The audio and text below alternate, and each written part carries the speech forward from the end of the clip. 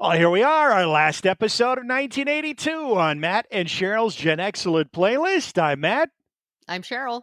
And I'm Mike. Yes, Mike's joining us as he always does for our final episode. Mike's going to choose his favorite song and album of the year as well. We're going to add our final songs to the playlist, one each for Sheryl and I, and then we'll take a look at some of the ones that just missed for all of us for 1982. And Mike, we're going to start with you this week since you got two things to plug in here. And you're making it easy on us because you're referencing a couple of albums we've already talked about quite a bit. So let's start with your song of the year. And you're going to Elvis Costello's album of 1982, Imperial Bedroom, which got glowing reviews. It was kind of a departure for Elvis Costello and the Attractions, a new sound for them, a new producer, more heavily produced sound. And the song you're choosing from that album is? Beyond Belief, which leads off the album.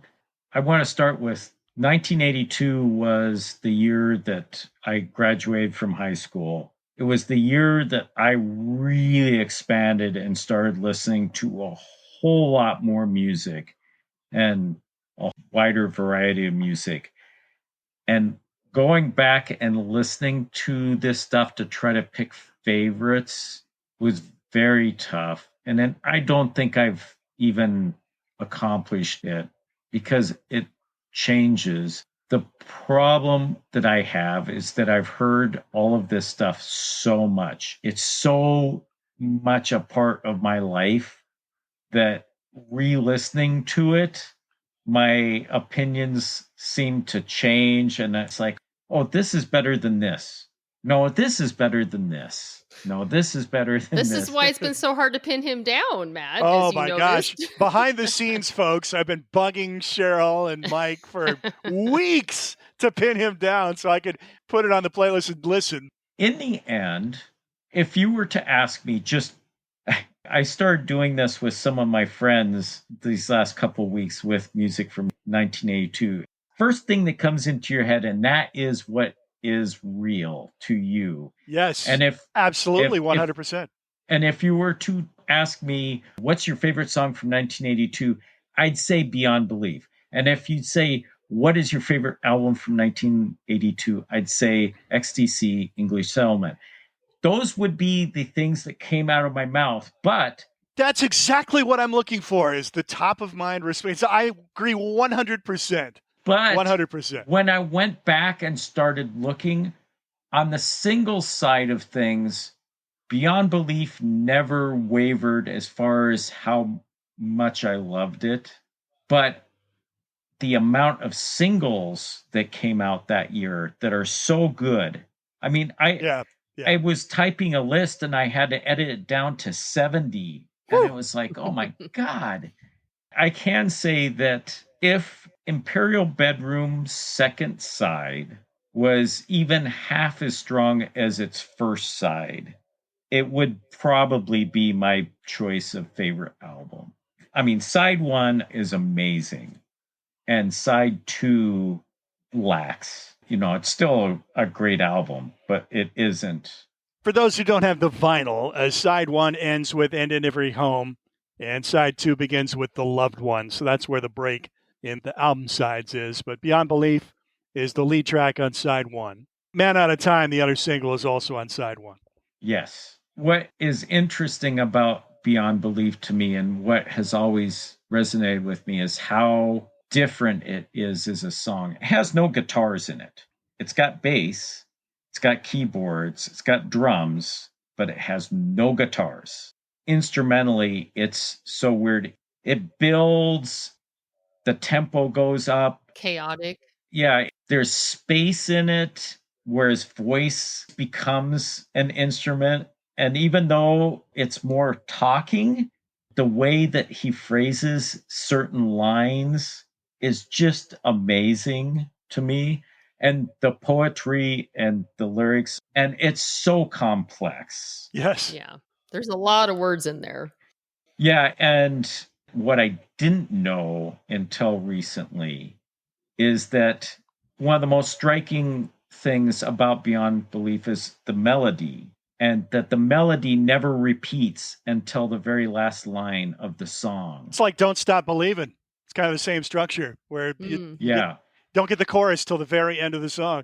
Yeah. Yeah, and it just gets into this kind of looping refrain. And pop music is supposed to be, founded on melodies and hooks. And there's really nothing like that to this.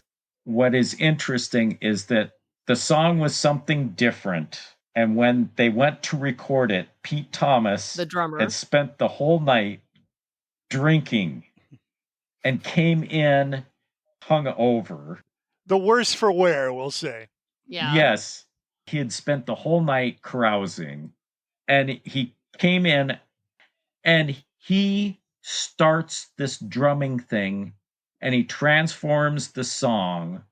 And Elvis said, the strength of Pete's performance meant that I was able to consider a more ambitious and confidential vocal approach. I rewrote the song over the existing backing track.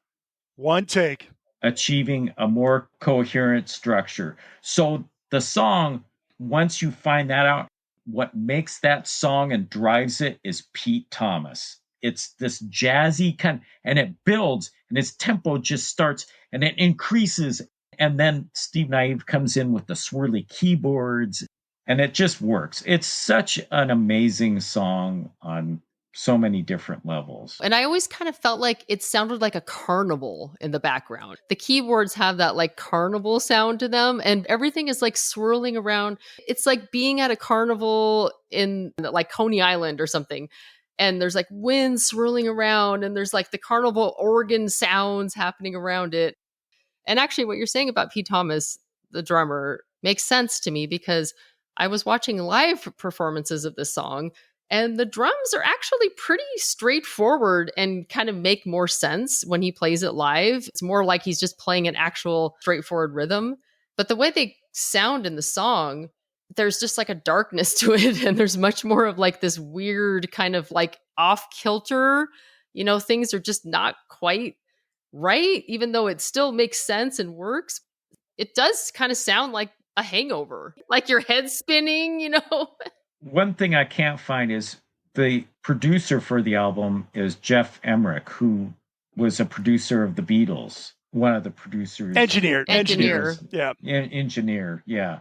And how much, because there is some Beatle stuff happening in that, kind of Sgt. Pepper, like Day in the Life, sort of, or Strawberry Fields Forever. Yeah.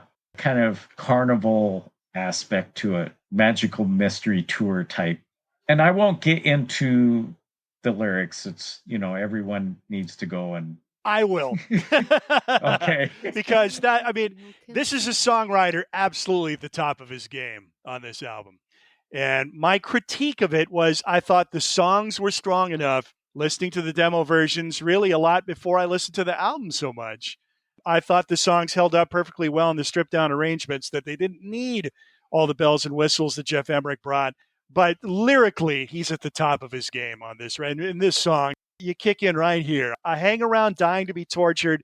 You'll never be alone in the bone orchard. Tortured orchard, clever rhyme. You'll never be alone in the bone orchard. A bone orchard is a cemetery. So yeah, you're not alone in the cemetery. You've got the bodies, the spirits. Very clever. The battle with the bottle is nothing so novel. What a line that is. So in this almost empty gin palace, through a two-way looking glass, you see your Alice. Alice in Wonderland through the looking glass. I mean, it's just brilliant wordsmith. Absolutely brilliant. Yeah, the whole song reflects on social conceits and unattainable desires. And are they in a bar? What, Actually, the whole Alice thing, this song does kind of sound like you're falling down into the Wonderland, like going into Alice in Wonderland, like in a dream state. It does have that sound. And his use of metaphors, it's very introspective. Plus, I really love the cadence of how, like, you never be alone in the bone orchard. Like he does this really interesting thing with the cadence. Oh, yeah. Vocals. Throughout this record, it's just brilliant lyrics, just torrents of words. And I don't think you could really gain a true appreciation for this, and not really not just this record, a lot of his stuff. You really have to listen to it many times to take it all in and absorb everything he's doing, not just lyrically, but musically, so sophisticated as well. And he's just getting more and more sophisticated as he goes along. But it's a fine choice here. It wouldn't be my choice. Wouldn't be my Man Out of Time is probably my favorite song on the record. And part of the reason for that is I thought the version on the album actually improved on the demo version, which I didn't feel that way for a lot of the songs. I didn't feel like they were necessarily improved with all the production touches. I actually think that the songs that are really produced, like Tears Before Bedtime, Shabby Doll, I actually think those ones sound really cool, and I like the production better than the stripped down versions. I think where I kind of run into that more is the songs that are kind of more straightforward rock songs. Those ones I think do have too much. And my biggest complaint, which I just finally realized, because I've been trying to wrap my brain around why Matt and I are the only people that don't really like this album as much as every other Elvis Costello fan. And I realized that for me, there's too much Steve Naive and not enough Elvis. There's so much keyboard, piano, like it's completely overpowering to me on this album. And there's hardly any guitar. You say Beyond Belief doesn't have guitar. It does have bass. Like it still sounds guitar oriented to me. Almost every other song, except for Man Out of Time has it. I mean, there are some songs that do have guitar, but it's so buried, you can hardly hear it. And one of my favorite things about Elvis Costello, I love his guitar work. I mean, I love the way he attacks that guitar, and it makes a lot of his songs. And it's just not on this album, like hardly at all. So I think that's what's lacking for me. Beyond Belief is actually my favorite song on this album. I love this song. It's one of my favorite songs, period, Elvis Costello songs. And really, it comes down to the lyrics, the way he sings the lyrics. It's a very short song. It's only like 2.5 minutes long, but he packs so much into this 2.5 minutes. It's like mind boggling. And that was one of the things I always felt like, oh, it's so short. But I also was listening to live versions of it. It goes on longer in the live setting, but they really just kind of keep repeating the chorus, which, like you said, Matt, doesn't happen until the very end. He never goes back to another verse, but he really doesn't have to because he's already said so much. I mean, there's like nothing more that needs to be said in this song. So I now kind of appreciate it being shorter. Yeah, I've said it before and I'll say it again. If you are making a list of the greatest songwriters post-Beatles that emerged after the break of the Beatles, he's probably top of that list. He's right up there. Certainly, I would certainly not top disagree 4. with that. Yeah. Mm-hmm. Mike, what do you think? I agree. All right, as long as we're all in agreement. I do have another single that I wanted to talk about and was important enough to talk about. And that is Never Say Never by Romeo Void, which to me encompasses what the year 82 was kind of about in the alternative sense. It incorporates punk, new wave, and dance all in one song.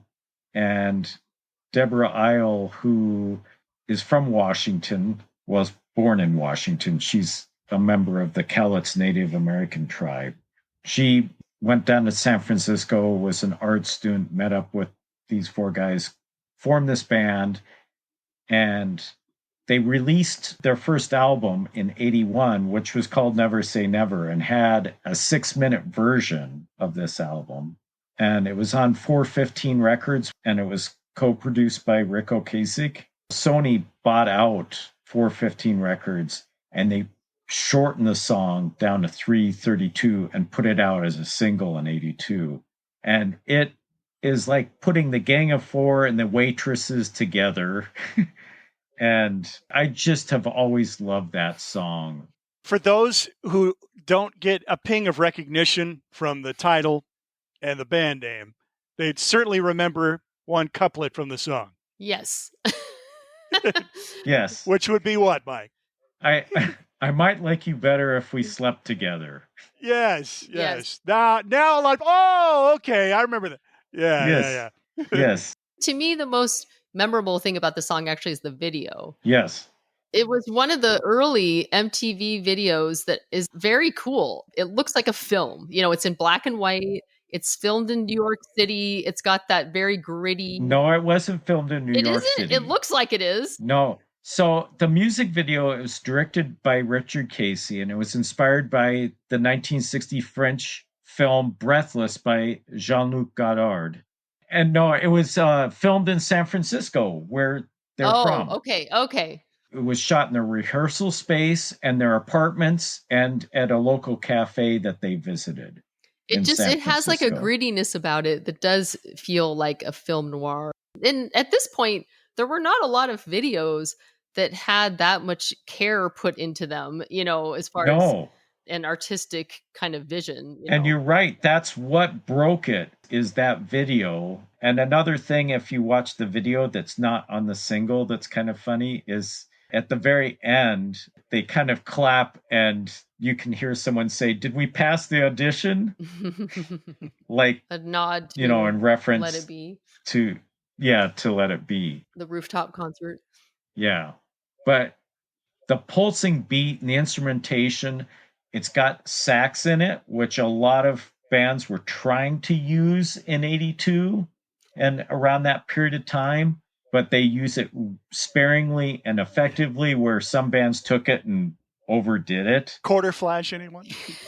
Well, that's actually why I thought they were from New York, because the sax sounds like what was happening in the more avant-garde kind of New York scene.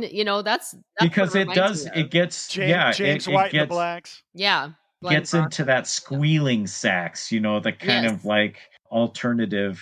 It's a really tight song, and it's worth listening to the full version because Deborah's lyrics are fleshed out, and it makes the song lyrically a little bit more interesting, but it certainly works a whole lot better at the shorter thing, which kind of seems to be a theme with a lot of music from around that time. Is a lot of the music tends to be kind of excessive, and the ones that work are the ones where the producers or whoever kind of get it in control and pare it down. Yeah. All right, so Mike's song choice is going to be Beyond Belief, the lead track from Elvis Costello's 1982 album Imperial Bedroom. And runner-up nod goes to Never Say Never by Romeo Void. Sheryl, you've got a choice, a song a lot of people our age know, and it's kind of this prototypical 80s song, shows up on lots of 80s compilations or movies set in the 80s. And we've talked about this before on the show, songs that most of us assume are hits that we're not. Good example from around this same time period would be The Romantics, What I Like About You. Not a hit, never made the top 40, although as often as you hear it nowadays, you would think it did. This is another example of that, and that's Modern English, I Melt With You. I would want to call them a one-hit wonder. Everybody would, because, like you said, this song is so tied to the 80s and just one of the most enduring songs from the decade. I think really what drove its popularity to its greatest height is it was featured in the movie Valley Girl, which came out in 1983, which had a great soundtrack, like so many movies from the 80s did. So I think that that's kind of what made it even more popular. And this kind of falls into a category of songs that I've noticed after listening to so many albums in the last several months from 1982. It's not a synth-driven song. It does have synthesizers, but it's more of like a guitar kind of pop song. And the drums stand out in this song just because he's playing the toms a lot, so you get kind of that deeper drum sound. Actually, the album is called After the Snow, is really good. It's the first time I've listened to the entire album, and I've listened to it several times now. I would say it falls in the category of like U2, Simple Minds, and another band that surprisingly is much more guitar oriented than I realized, A Flock of Seagulls. Hugh Jones, the producer, who produced some similar bands like Echo and the Bunnymen that had the big sound. Yeah. Yeah. It has that kind of sound to it. The album came out on the 4AD label, and it was an early album for that label. Personally, I'm not a really big fan of bands that are on 4AD, but they came to be known as more, well, one of the bands that was early on was Bauhaus, but they came to be known for these like sort of atmospheric, like the Cocteau Twins and Dead Can Dance and This Mortal I was a Coil. big 4AD. Mike's a big 4AD fan. Yes. And it's a very specific type of music that the bands at this label that were on this label, and kind of spacey, new agey, world music influences. Yeah, sort of, but also kind of just more atmospheric sounding. Yeah. And it just kind of seems like it has a lot of emotion behind it. Well, and Dark. there's darkness. There's some gothic leanings. Yes. Medieval kind of leanings, but dark more wave, current. whatever that is, was kind of influenced by, I couldn't tell you what dark wave is, but I know it was. I don't know, but it sounds right. I know exactly what you're talking about when you say it. But the thing about 4AD was there was a beauty in the darkness. One of my favorites is an instrumental band called Diff Jews, which it's so beautiful. There's beauty within the darkness. It's haunting. And Dead Can Dance is a lot the same way. And Elizabeth Fraser and Cocteau Twins and her vocals come above and just, it's like angelic, So they do feel like they fit that mold, but they are definitely more on the pop side. And, this song, just like so many other songs that have really stood the test of time, it has a really sing-alongable chorus.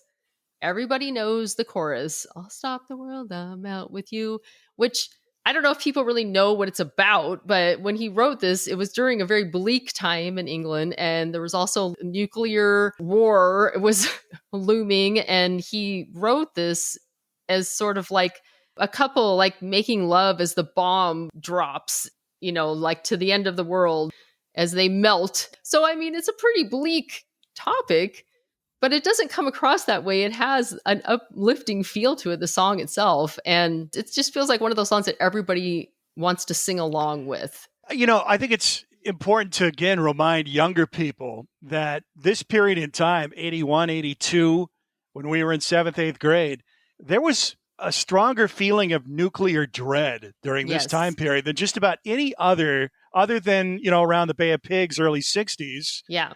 It was a very dark period of time, economically and, geopolitically. Mm-hmm. Yeah, and so much music reflects that from this era. I think, even as we move along into the 80s, as synthesizers kind of become more part of the mix and the sounds of the music kind of change, it starts to feel a little bit more lighter and upbeat, but the themes are still coming from this dark, dreary, no hope kind of feeling that a lot of young people had at this time. But as the 80s went on, I think it just became something that people equate with, like it was maybe their high school prom song or something like that, or it was a song that was in, like you said, a lot of movies. And so it just has taken a life of its own in that way. But I love it. I think it's a great song. I really like his vocals in this song. I like how it's sort of talking, singing. And honestly, I'm actually really impressed by the whole album. It's kind of one of those albums that nobody really talks about that much. That song is extremely popular, but it didn't have any other singles or hits or anything from that. Well, not that the song was even a hit, like we said, but they had several albums after this, but they really never had anything that made any kind of an impact in the US. The singer you referred to, Robbie Gray, no solo career of note. And really no other songs by this band that seem to resonate. The only other song I ever remember hearing is Ink and Paper, which there was a video for it. And it was from like 85 or 86. I remember hearing that song, but that's it. Which kind of makes me feel like I think that this song was one of those that sort of became popular. Well, it did become popular after the fact. Part of it was from Valley Girl. And that sort of sustained its popularity throughout the years too, because that was a really big movie from the 80s that is still popular now. So we've had several songs like this on the playlist for this year too, that, or even like, the last couple of years where they've had sort of a belated exposure and grew. Yeah, like Never Say Never. It was in 4 different movies. Well, a lot of these songs are in movies, not just from the 80s, but from the 90s, the 2000s, and more current times. And so that also brings them back into popularity again, and they just don't go away. which I just think this is one of those songs that's like that. Other songs on the Valley Girl soundtrack: Love My Way by the Psychedelic Furs, Angst in My Pants by Sparks. They use some other songs that had already been hits, like Mickey by Tony Basil, which just missed our playlist. The Plimsolls were the band in the bar scene. Town Called Malice is in there. A lot of recognizable 80s songs. Who Can It Be Now? Men at Work was on the main soundtrack. Another one that could have easily been on our playlist. And that's something that was done so well in the 80s. Movies and the soundtracks from the movies are so tied to the era. Like there's so many soundtracks. I don't know if there's any other decade where there were so many movie soundtracks that were either popular music of the day or just became popular because of the movie, like Footloose. Like those songs are just in the movie. That's how you know those songs. And that soundtrack was huge. And it's just, there's so many movies like that the soundtracks were as popular as the movies themselves. Yep. All right. Now, one of the things I was excited about with our exercise, and again, to remind some of you who may be new to our program, we're building a Generation X playlist starting with our earliest music memories. Sheryl and I are about the same age, born in 69. So we started in 1972. And Mike's old. Mike's older. He's, I forget now. Are you end of boomers or very... I'm 74 now. He's end of boomer. He was born in 64. 64. So 64 is kind of like the dividing line, the cusp of boomer and Gen X. So we've targeted our playlist to people about our same age. We started in 72. We're going to peak in the mid-80s, taper down to 99. We're curating a playlist that you can find on Spotify. Cheryl's been keeping that going, and I've got one together on Apple Music, and also an alternate playlist on Apple Music with some other songs that we talk about on the show. So one of the things I was excited about is John Cougar, his style of music. And for years, John Cougar, Tom Petty, Bruce Springsteen, Bob Seger, all these guys get lumped together. It's called Heartland rock. It's just American heartland rock music. None of them like being labeled that way. None of them like being grouped that way, but it just works. There's definitely a common thread in their music. I've always liked the music of all of these guys, but I was never like a big fan of any of them.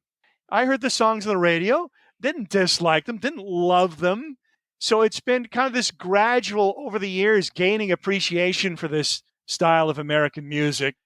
Bruce Springsteen, I'm becoming a huge fan.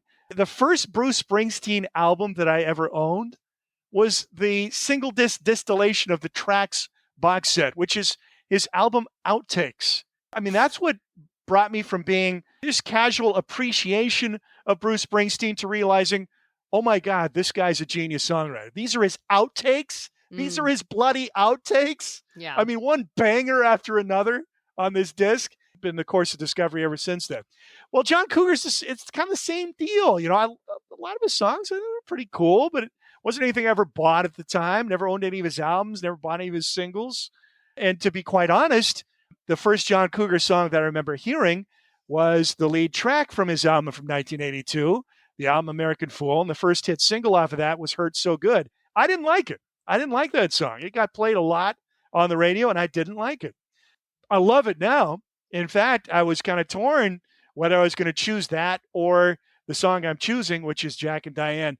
In the long run, Jack and Diane is just such an iconic song, and there's great stories behind it. And it's just kind of unusual in a number of ways. Hurts So Good. It's a really basic song, but it's just done so well. It's just perfectly tight, beautifully played, jumps out of the speakers, seamless, great pop rock song. But it's nothing groundbreaking, it's nothing unusual. Now, Jack and Diane has a lot of unusual aspects to it that lend itself to iconic status. First of all, John Cougar, he's still John Cougar at this point, and we're calling him John Cougar, even though he probably would kick my ass if he were anywhere nearby. He's a scrapper, that John. He's quite a character. Artists don't get this opportunity much anymore. This was his 5th album, so he'd been kicking around for quite a while. Yeah. He started recording in the mid-'70s. He'd been playing in like bar bands since the end of the 60s, beginning of the 70s. So he's not a young man. I mean, he's already kind of getting into his 30s here when this album comes out. And hasn't had a ton of success, although he started to get a little traction with his previous record, which was called Nothing Matters and What If It Did, I like the album title. It was produced by Steve Cropper. So we had 2 kind of minor hits off that record, neither of which I remember hearing contemporaneously. This time I think I'm in love. It's got a goofy video that goes along with it. And then Ain't Even Know It Tonight, which is a cool song. It's a cool song. That song I remember, and I really like that song a lot. So you remember that at the time when it was a hit? Well, I don't know if I remember at the time. I feel like it was a song that I've been hearing for a long time. Yeah, I think I remember hearing it on the radio, but not until American Fool was a big hit album. Ain't even done with the night. Yeah. I'm pretty sure it was something that was fairly regularly played on Kazam back before John Cougar was really big. Actually, that song is one of those songs that I know it, but I didn't realize it was John Cougar. Like, it wasn't connecting to me that it was a John Cougar song because it doesn't really think sound like it. It's very possible I could have heard it on the radio and just not known who the artist was. Yeah. Well, and actually, the thing about Ain't Even Done with the Night and this time, it sounds like adult contemporary soft rock. It's slicker. It's definitely slicker. Much slicker. Yeah. So maybe that's also a reason why I never really equated it with John Cougar, because it feels more like a song my mom would have listened to, I remember John Cougar being pitched in the early days as much on like Tiger Beat magazine and being kind of a young heartthrob, Leif Garrett type. Right. So he had to go through all these indignities. He signed to David Bowie's management, main man, Tony DeFries. And his first album comes out on a different label. And they couldn't figure out what to do with him. Yeah, they were trying a number of different things that just weren't working. Like giving him the name John Cougar. Johnny, it was Johnny Cougar at first. It started out. Yeah, yes. They were trying to create an image for him. Yep. And another song, I Need a Lover, was a really that was earlier one for him too. That was in 79, and Pat Benatar recorded it the same year. That was her debut single. So I Need a Lover comes out on his 78 record called a Biography. It's a hit in Australia, and then Pat Benatar records it, and then I think it got re-released as a single, I want to say, and actually got a lot of rock radio airplay. Yeah, that song was popular. And they would still play that on KISW well into the 80s. I remember hearing that played. Again, didn't really care for it. And that one sounds more like John Cougar. Oh, but it just goes on and on and on. It's got that intro that lasts about 2 minutes before the vocal even comes in. Yes, it does. So he'd been around. He'd been around in the margins, but this is album 5, and 2 key things happen here. One, the band finally coalesces behind him. That would be the peak era John Cougar band. And again, he's a solo artist. It's only his name on the album, but like Elton John, like several other artists, Billy Joel, there's a great band behind him, and it's the same guys for years. They're very key to his sound. So you got the 2 guitars, Larry Crane and Mike Wanchick, a guy named Toby Myers on bass. The big change here is behind the drum kit, which is Kenny Aronoff, who is a pounding drummer. And then, John Cougar plays a little guitar, but mainly just if you watch live clips, he's not playing a ton of guitar on stage. Play guitar. He's got a song called Play Guitar. He's the first to admit he's not a great guitar player, but he's definitely an energetic, engaging frontman. So this band coalesces behind him, and behind the glass, you bring in the engineer Don Gaiman, who also produced an album we're going to talk quite a bit when we get to 1986, REM's Life's Rich Pageant, among other things. So now he's getting closer to the sound that's in his heart, and he's very influenced by kind of rootsy American rock and roll and R&B from the 60s and 70s.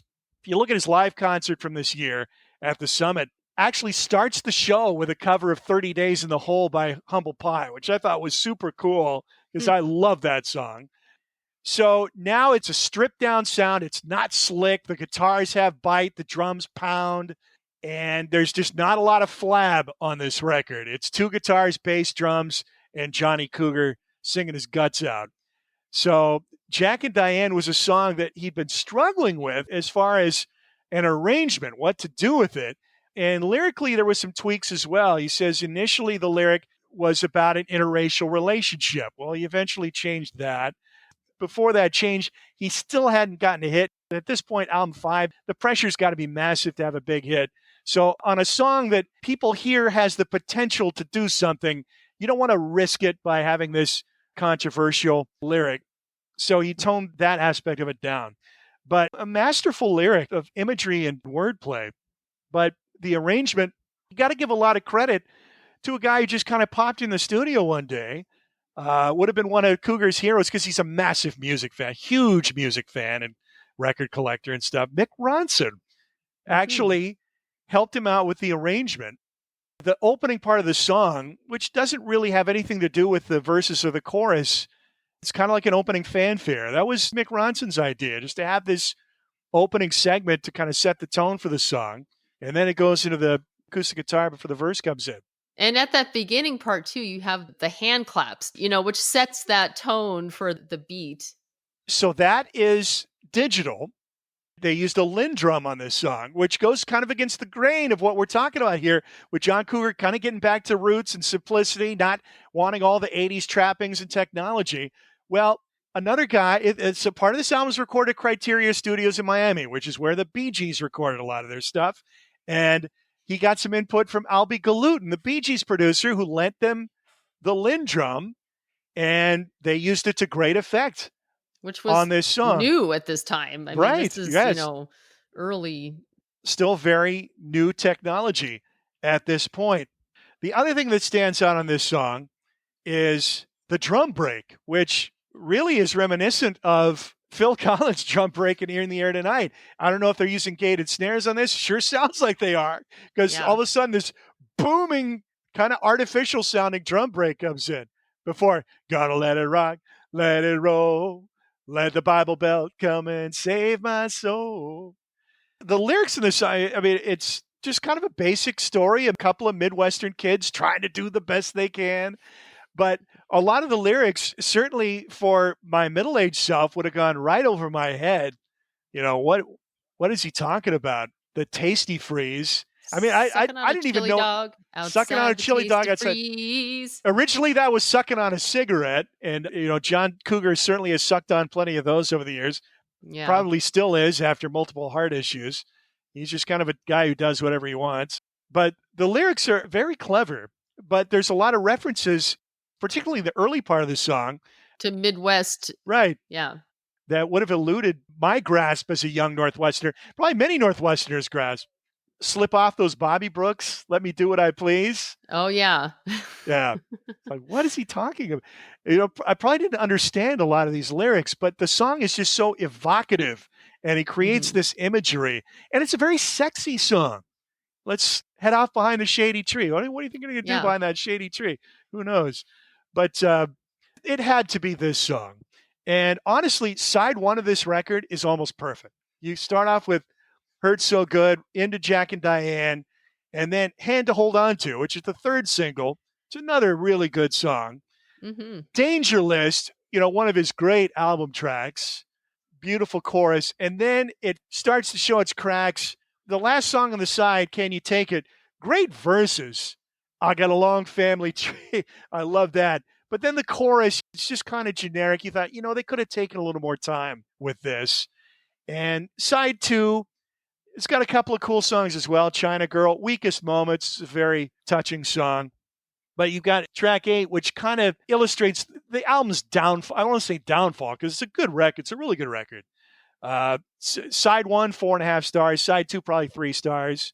But track 8 is close enough for rock and roll. And that's kind of the feeling I get with some of these album tracks. And John Cougar would be the first to admit, too, that at this point in his career, even 5 albums in, he has still got a long ways to go as a songwriter, and there's still a lot of filler here. But it's quality filler. There's no bad track on this record, just some that are kind of generic, kind of there. But there's brilliant stuff on here as well. And I'm very excited to get into his next couple of albums. Uh-huh. Yeah, And it's really the next Scarecrow. next couple albums where Yeah. he fully comes into, super stardom. But I think with this song, once again, completely opposite end of the spectrum from I Melt With You, but a song that people connect with the era, with the Right. decade. Yes. That opening riff just grabs you right off the bat. Yeah. Da, da, da, da, da. And then the echoey acoustic guitar coming in. It Mm-hmm. just grabs your attention right away.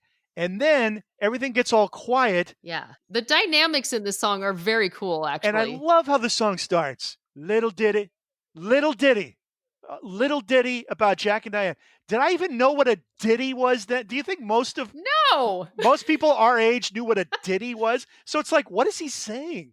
It's a I very, only know what a ditty is because of this song. Yeah, that's right. But you hit it on the head. This song is a masterclass of dynamics. Yes. And we're getting into that video era, but I couldn't tell you anything about the video for this song. I have no memory of it whatsoever. Oh, I do. Is a visual depiction exactly of the song. But it you is don't, exactly what you think. But the it should song be. is just so visual on its own. It's so evocative and creates Well, that's this true. You don't theater need of the mind. video. Yeah, no, you don't. It's beautifully written and it creates the images in your head. But I think that's why the video is exactly what you think it would be, because it's what's happening in the song, because it tells a story. And the video tells that story too. And, it's so interesting to me as we got into the 80s and we started with, Phil Collins' Face Value and In the Air Tonight, how many songs utilize the sound of those drums in that drum break and even the actual rhythms themselves. And it's so simple. When people talk about the drum fill in the Air Tonight, like this great, it's like, it's the most simple fill. It's just like do do do do do. There's nothing really to it. It's more about the sound of it and how huge it is and how it just it's something that people were not used to hearing. And so it really Kenny Aronoff is not a showy drummer. Not a showy drummer. He's just rock solid pounder. Yeah.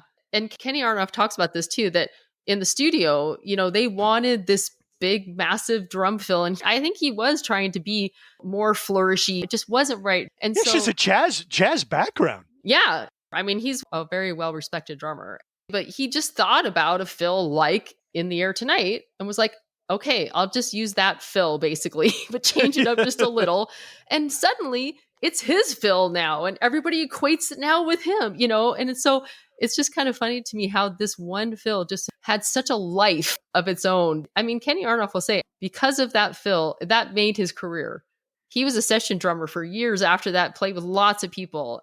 And he had been playing in John's touring band on the album before, but when it came to the studio, he got benched in favor of a studio drummer. And that's why he had to nail it. He had to come up with exactly what they wanted, because they could have just moved on to somebody else. He did it though. And this song went to #1. It was his first #1 hit. And a lot of it has to do with that fill, I think. And like we said, the dynamics, because the dynamics also help build emotion in this song. It already has a very emotional bent to it, just the way the story. I mean, hold on to 16 as long as you can. Yep. Changes come around real soon, make us women and men. I mean, come on. Everybody can relate to that. It's like an end of summer, end of adolescence song, changing of seasons. No, it's beautiful. And then, bang, bang, 2 massive hits, one after the other. And John Cougar, at 5 albums and many, many years of slogging, is now a big star and would go on to produce a number of other timeless hits. And I'm sure we're going to have a few more on the playlist before we're done. But before we're done with this show, we got to get Mike's album. And this is funny because it had come down to 2 albums for me. Now, we chose mine a few weeks back, and that was English Beat, Special Beat Service, their 3rd and final album, which came out in 1982. But I was settling in for this big shootout showdown. I was going to listen to Special Beat Service and compare it to this other record and see who was going to win. And then Mike made my life easy by choosing this, although he's waffled a bit over the weeks. He's settling in on XTC's English Settlement, their double album from 1982, which we've already talked about some, because one of Cheryl's first songs for 1982 was the big hit off this, or the big hit in England at least, off this record, Senses Working Overtime. XTC never did have a hit in the United States, sadly, but that doesn't mean they weren't the greatest band of the 1980s. So I am a big XTC fan, and I was really into XTC at the time that they were going. I didn't get into them until Drums and Wires, but I bought every album as it came out.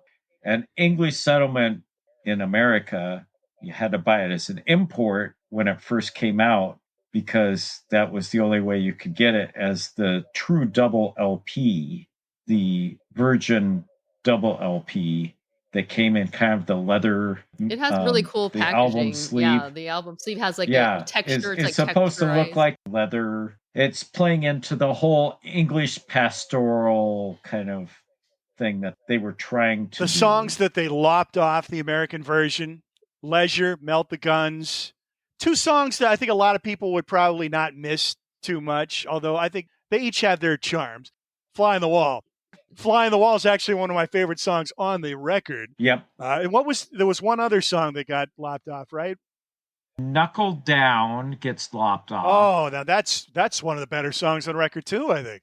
Yeah. Here's the thing. I was like, oh, my favorite album's English Settlement from 1982. Of course. Then I listened to it for the first time in about 4 or 5 years. And I was like, maybe this isn't my favorite album from the year. And the main reason was, like I said, I've heard it so many times. And what became apparent is how long each of the songs are. There's not a bad song on there, but a number of the songs just go on way too long. Jason and the Argonauts. Yes. That's the longest song. Melt the Guns. I think Jason and the Argonauts is the longest song they ever recorded, right? Probably. It's like over 6 minutes long. The only thing I have to say about this album, the only issue I have with this album, editing. Edit the damn thing. Every song is at least a minute too long, some 2 minutes too long, and 2 of them 3 minutes too long. So do you believe it should have been a single record then? Not necessarily. I just think that all the songs should be shorter. Yeah. One thing that you got to know about what was going on with the band is that they were being pushed really hard. They were one of the main, if not the main band for Virgin Music in the UK. And Virgin was trying to get them to put out album after album after single, and be on show after show and concert after concert. And it was getting the band stressed out, especially Andy Partridge. And Andy Partridge, right before English Settlement, at the end of Black Sea, he started to have breakdown, both on stage and in hotel rooms. The whole band was fatigued. And one of the things that they've talked about since this time, the actual album, it was hastily put together. And they feel it could have been more edited. Part of the problem here with the album too is they're producing themselves on this record. They're not. Yeah. They don't have Steve Lillywhite producing them anymore, so they don't have that other voice, that other authoritative voice saying, you really need to cut this down. Which I think they would have benefited from. Yeah. Because I think I agree with Mike. I think the songs are great. I don't necessarily think I would throw out maybe 1 or 2 songs, but it's mostly just the length of them, especially when they're songs that just kind of keep going on round and round doing the same thing. It's Senses Working Overtime is perfect. It's a perfect pop song and everything in it should be there. But most of the other songs have enough repetitiveness about them that they could be cut down. So it wouldn't really take away from the song. And I think that is a really good example of where a producer would give their 2 cents in there and would have benefited. Well, Hugh was working as producer on the album, although it was more loose. I don't think he gets a production credit on this. I think he's probably more of a engineer. But if you read, he was in Manor Studio in Oxfordshire. They recorded this. The whole thing was to try to get back to English roots and being more pastoral, using more instruments, more acoustic guitars, having a wider range of musical styles, and having lengthier songs. And fretless bass on here too. Yeah, fretless bass, A lot more acoustic guitars. Yeah. lyrics that covered broader social issues, much more political, melt the guns and ball and chain, to a certain extent, no thugs in our house. But the songs are so catchy. And I have to go back to when I remember listening to it the first time. I never thought up until recently that the songs were too long. So Was that my fault? no, I brought it up before you said it. Remember, I came home, I said, I just listened to it. I don't know if it can be my favorite because the songs are too long. And so all of a sudden, I started getting into this thing where, okay, what is my favorite album? Is it XTC English Settlement? Is it Richard and Linda Thompson's Shoot Out the Lights? Is it Joe Jackson's Night and Day? Is it Roxy Music's Avalon? Is it King Crimson's Beat? Is it Midnight Oil's 1098-765-4321? I was listening to these, and even to a certain extent, Peter Gabriel and the DBs. I've listened to every one of those except the Midnight Oil record. I've never heard that one. You should. As far as political and hitting home with what the world felt like and what politics were of the time, every song on it is great. It's such a powerful album. But in the end, English Settlement is my favorite album of that year. It hits home for me in the poppiness of it, the hooks. Even though it's supposed to be pastoral, they throw in a lot of 60s psychedelic hooks and tricks, especially on songs like Fly on the Wall and parts of Jason and the Argonauts. And it is a precursor of what they were going to do with their psychedelic albums. Dukes of Stratosphere. Yeah, the Dukes of Stratosphere. I'm excited to revisit those when we get there. It's been a long time since I listened to those records. Yeah. But it's so interesting because they put this album out. Everyone is hailing it. They go out on tour. They do 9 shows over in England. Things start to fall apart. They do 2 shows in America. And during the second show, Andy Partridge disappears and is found in the back in the fetal position and has to be taken to the hospital. But the thing is that there was nothing really physically wrong with him other than they found out he had not eaten in like a week and a half. But he was having stomach issues. And, well, he also was going through withdrawal because he had been on Valium for all his life, and his wife at the time had forced him to come off the Valium. Yeah. For those who don't know, Valium withdrawal is some of the most dangerous drug withdrawal symptoms of any addictive drug. It can be deadly. I think he was still going through withdrawals at that time, but he wasn't making the connection that that's what was happening. He was having panic attacks, but he didn't realize what the root cause was. Yeah. He just knew that he was feeling horrible, and nobody knew what the problem was. Yep. And that ended their live career. Tragic. Absolutely tragic. And they just became a studio band. But, really, that's where Andy felt most at home, was in the studio. He is much like Todd Rundgren and Stevie Wonder and Prince. He is an amazing musical genius, especially when he's in the studio. That's his home. But XTC is more than just him. Colin Moulding is amazing also. Ball and Chain is a Colin Moulding song. Runaways is a Colin Moulding song. Fly on the Wall is a Colin Moulding song. All good. All very good. And most of their albums do have really cool Colin Moulding songs on them too. Yeah. And a great bass player too. Yeah. Yeah. I think this album, we just have to get out of our heads and just listen to it and let it go. Like, let it play, let it go, stop overthinking it, because I know that there was a time too where I said this was my favorite XTC album, and I started second guessing that because I was becoming annoyed by how long the songs were, and it felt like they just weren't doing the editing that needed to happen to make it a perfect album. But really, Yeah. it's not the songs. The songs are perfect, really. So I think for me, I just feel like I need to just get out of my head and stop overthinking it and just let the music be what it is and appreciate it for what it is, because it's incredible. It really is. It's an amazing album. Yeah. And for me, it's always been one of my favorites. It's never been the favorite XTC album, but it's always been up there.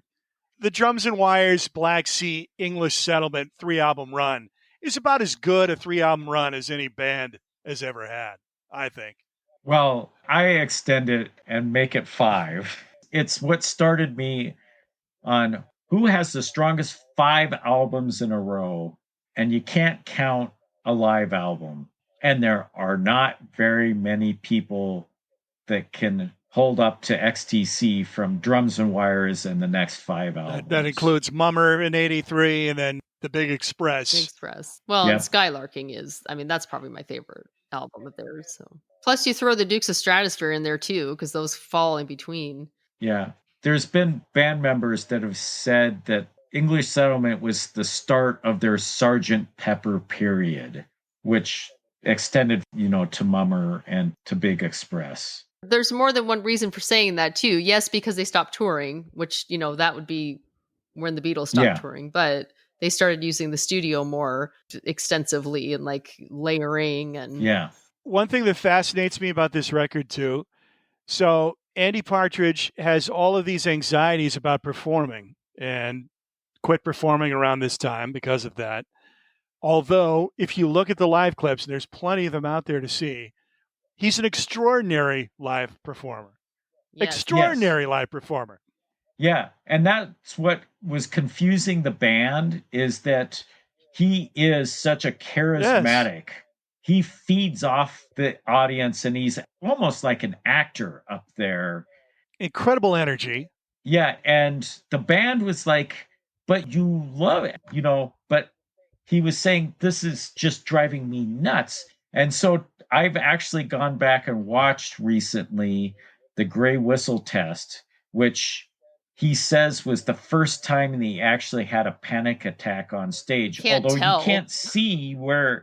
you can't tell where it happens. Well, because he kind of has this wired persona on stage, I mean, if he were nervous, it just, it wouldn't show.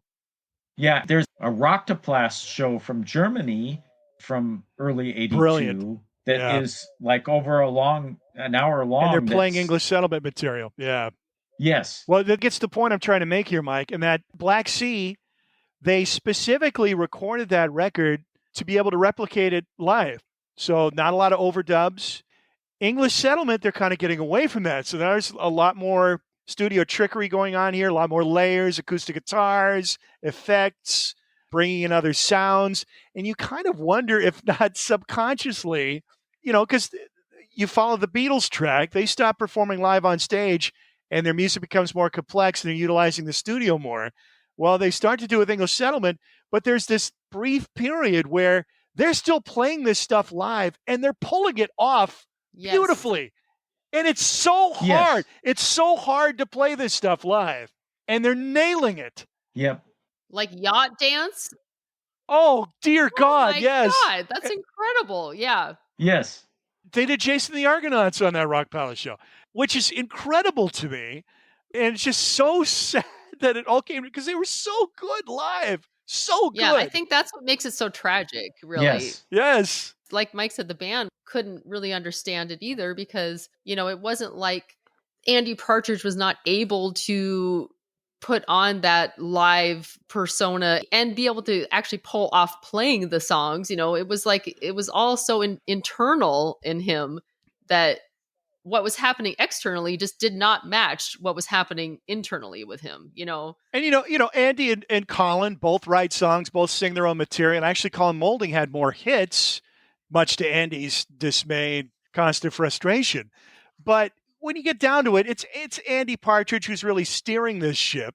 And I kind of wonder if there isn't something subconscious going on when they're making this record that he's just steering away from live performing. It's like, okay, we're going to make these more complex albums and maybe we won't have to tour anymore because we won't be able to pull it off on stage. Yet there they go. They could. Yes, there they go, pulling it off brilliantly, at least for the first few shows until he falls apart. Yeah, and it was a big point of contention because that's where they made their money. They weren't making their money from the album sales. It's what cost them their great, great drummer, Terry Chambers. He did not want to be around a band that wasn't touring.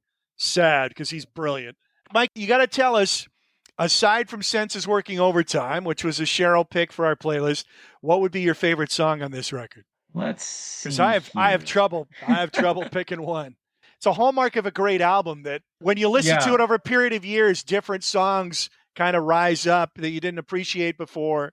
The other one I go to is No Thugs in Our House, which is like Respectable Street to me. It just has this air about it and this snarl about it and the yell that he does. It's a snarl more than a yell, I guess. Yes, it is. And then being kind of a psychedelic and beat freak, Fly on the Wall. I love that. Ball and Chain is another one that... Terry Chambers on the drums on that are just, love it. Yeah. See, I like the more pastoral, so I like Runaways and Yacht Dance. Those are my other two favorite songs. Yacht Dance is beautiful. And then All of a Sudden is a beautiful ballad too. Yes. I think that the weirdest song on there for me is Leisure. It's an odd song. A little atonal. Yeah. But it's done that way on purpose. That's a hallmark of XTC too, particularly Andy Partridge's song. It's almost a formula, with the discordant verses, and then there's just brilliantly melodic choruses, super catchy choruses. Yeah.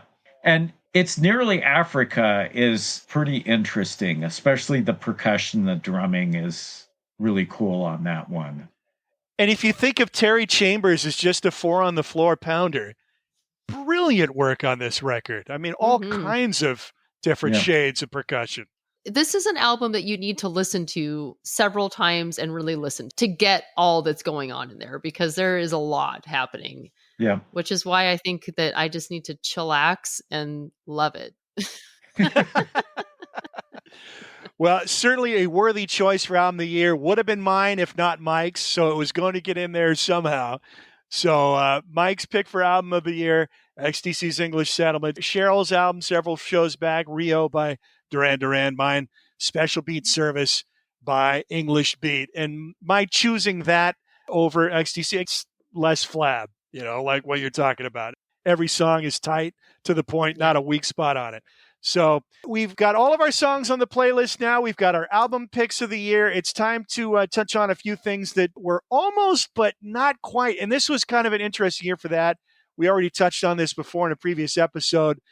I'd had several songs provisionally on the playlist just due to a little miscommunication between Sheryl and I that didn't actually go on there. So shifted them over to the other playlist. I was entertaining for a while. Bow Wow Wow's Go Wild in the Country. Just couldn't make it fit in with the other songs on the playlist.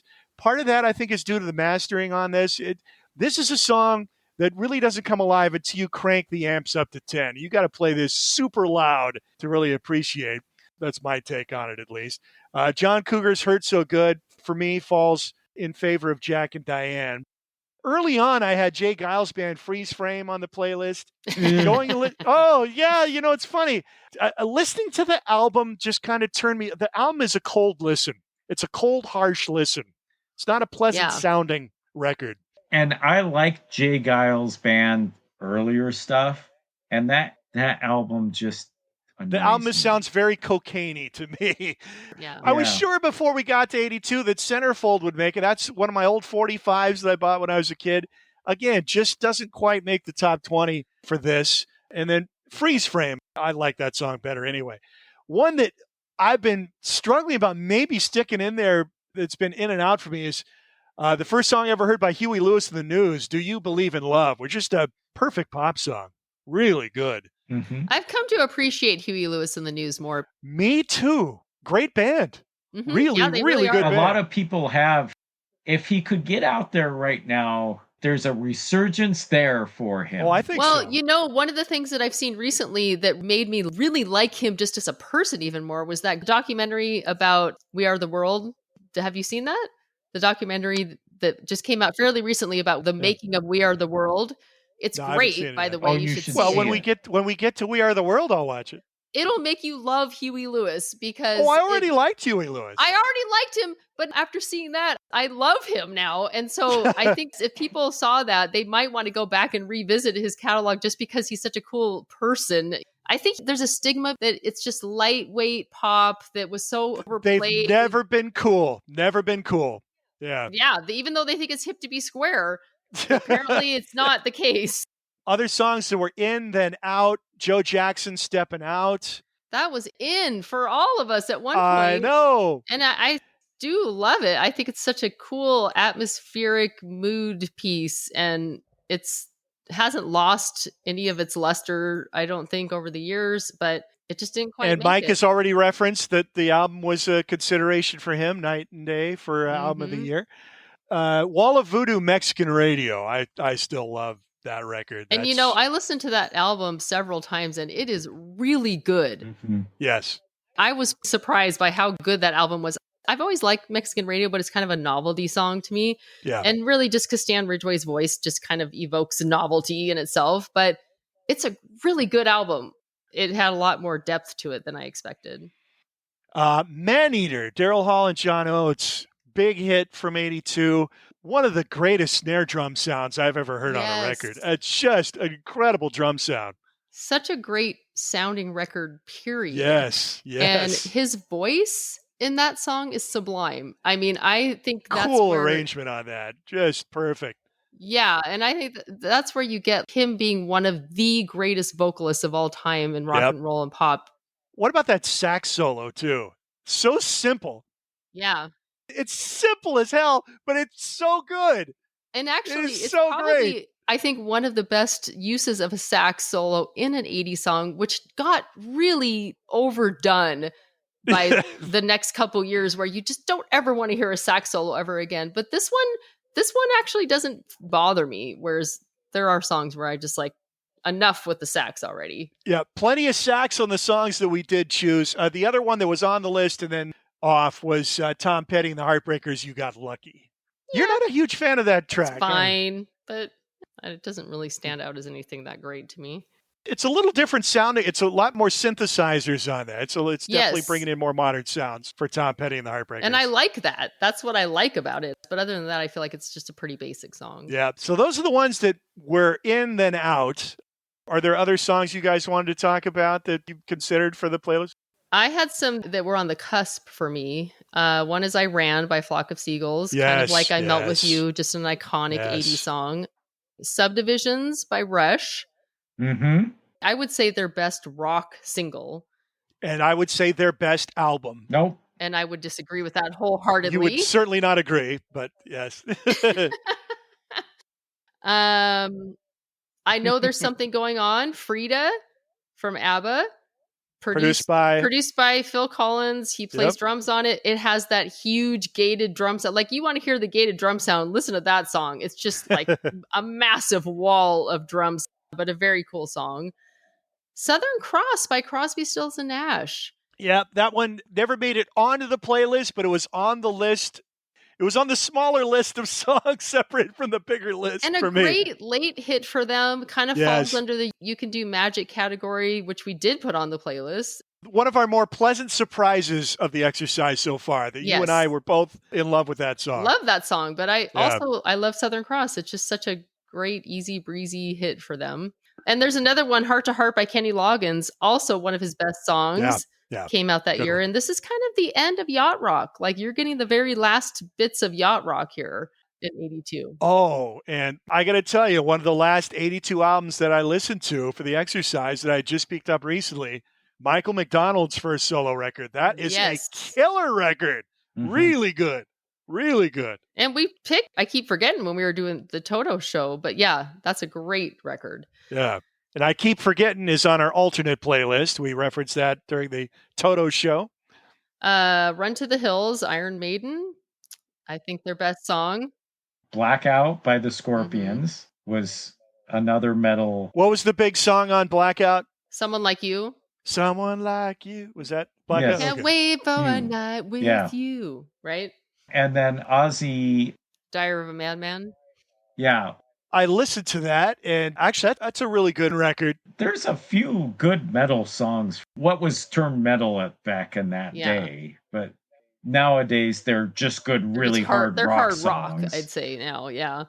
Let's see. I've got a few more. I've got a couple. Mike's probably going to mention these two: "Shoot Out the Lights," Richard and Linda Thompson, "Blue Spark" by X, and "The Hungry Wolf," which are both on a great album of theirs. "In Excess," "The One Thing." And this album, actually, Shabu Shaba, was one that was close for me for an album because it was an album I was really into at the time in 1982. And the last one is 6 Months in a Leaky Boat by Split Enz. Oh, good one. Yeah. Which is actually kind of tragic that it didn't make it to the playlist because it is one of my favorite songs of this year. I did not give Time and Tide enough attention. I have to revisit that one.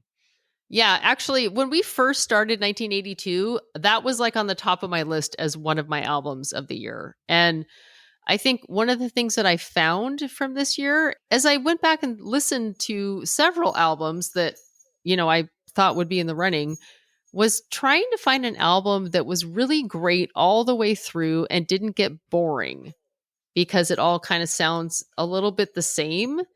And Time and Tide was actually one of those albums for me that fell into that category because I really liked that album. I mean, I thought I loved that album, but when I listened to it compared to other albums from this year, I was like, it just doesn't quite make it all the way through as a great album. I do have some album misses too. That's one of them. Eye in the Sky, Alan Parsons Project, which I could say that song was a near miss for me too. I'm a really big Alan Parsons Project fan, so I love like almost all of their albums, but this album is great all the way through. It has Colin Blunstone singing lead on one of the best songs on this album. It's Zombies vocalist. Yes, vocalist from the Zombies, and he sings on other Alan Parsons albums too, which is one of the things I love about this band is that they bring in guest vocalists, and oftentimes it's like people that from other bands like that. And that just the songwriting is incredible. It has their biggest hit in the US, the song "Eye in the Sky," which was huge at the time. Top 10. Yep. And the instrumental that led up to that song, "Serious," which was used for the Chicago Bulls. Yep. Still used in basketball arenas to this day. Yeah. Yeah. And actually, it has one of my other favorite instrumentals on that album, too. I mean, every album they have sounds perfect, and this is no exception. But so many of the songs are just really beautiful and deep. I love this album. It actually ended up being a pretty easy choice for me to pick Duran Duran, which I'm glad because that one meant so much to me as a huge Duran Duran fan all through my teen years, because it would have been difficult otherwise to pick one from this year because there's just so many other great albums. Some of them we've already talked about, like "To Rye," Dexy Midnight Runners, Pelican West Haircut 100, All the Best Cowboys Have Chinese Eyes, Pete Townsend, Tug of War, Paul McCartney, one of his best albums. And "Take It Away" was a single from that album that got a lot of radio airplay. Take it away. Wanna Love hear that you song. say. Has Ringo Starr and Steve Gadd on drums. Why? I don't know, but sure. I love both of them. That's a good one. That's a good It song. is. And actually, this is a really good album. It does have Ebony and Ivory, which is just so cheese ridden and just such light, trite pop. But there is another duet he does with Stevie Wonder, "What's That You're Doing," which is super groovy and funky and cool. "Dress Me Up as a Robber," which is really cool. It has his ode to John Lennon, "Here Today." Definitely one of the best in his catalog. "The Night Fly," Donald Fagen. We've talked about this. Really good album. Yeah. One of the best sounding albums ever. One of the first fully digital recorded albums.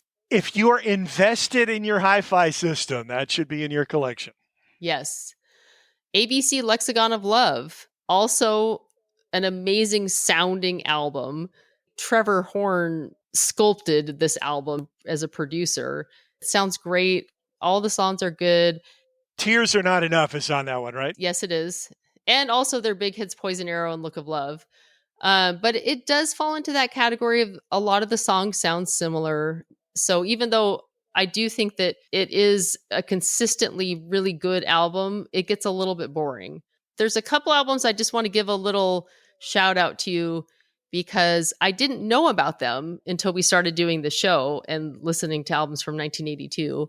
Well, there's several actually that I discovered that I didn't know, but the two that really stood out to me were Orange Juice, You Can't Hide Your Love Forever. They actually had two albums that came out in 1982. The other one is Rip It Up, which the song Rip It Up, if anyone knows anything by Orange Juice, they're definitely a British band that were they're actually Scottish, but they were really popular in the UK, did nothing in the US. But the song Rip It Up, people might have heard it before from like collections or, like it is a song that's just it's kind of kicking around.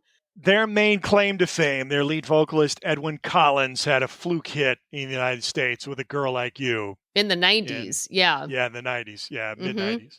Well, their first album, You Can't Hide Your Love Forever, I love this album. Edwyn Collins has a very odd voice. Like, you definitely have to get past his voice to be able to listen to this and appreciate it. But I really like it. But it's jangly guitars galore. It's got funkiness to it. It's got beautiful pop melodies, brilliant songs, and I love it all the way through. The other one is an album that I kept seeing on all kinds of lists of like best of 82. It's, rated really high and I'd never heard of it. And it's The Associates' Sulk. Also another really popular album in the UK, but made zero impact in the US. It's dark, gloomy, dramatic. Most of it is, not all of it, but a lot of it. And also a vocalist that is distinct and unusual. He oftentimes sings in falsetto. His name's Billy Mackenzie. The music is similar to like Joy Division, kind of like the synth sounds of like Human League and Heaven 17, but it's stranger and like The Cure thrown in there. I mean, this band had hit singles in the UK. They had at least 3 singles that were in the top 10 or top 20.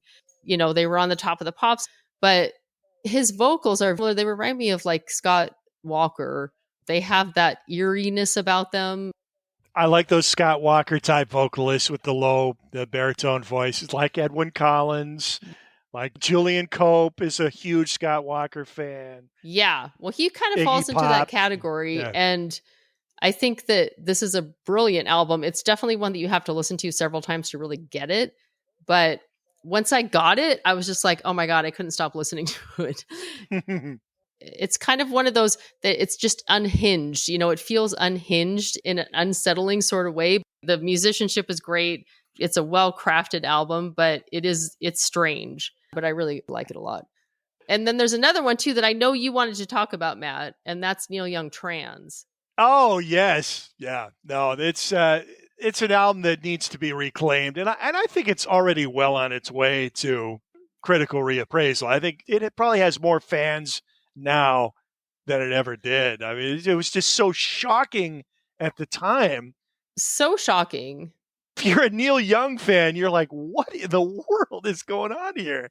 I mean, like, more than half the songs he sings through a vocoder, so you can't even tell it's Neil Young. Yeah. Because the voice is so processed. And I actually have mixed feelings about this album. It's definitely one that was misunderstood and derided by critics, fans. In fact, his record label sued him because of this album and Everybody's Rockin', the album after it. It was his first release after he left Reprise Records and was signed to Geffen Records. And they had to be like, what is going on? What are you doing? Yes.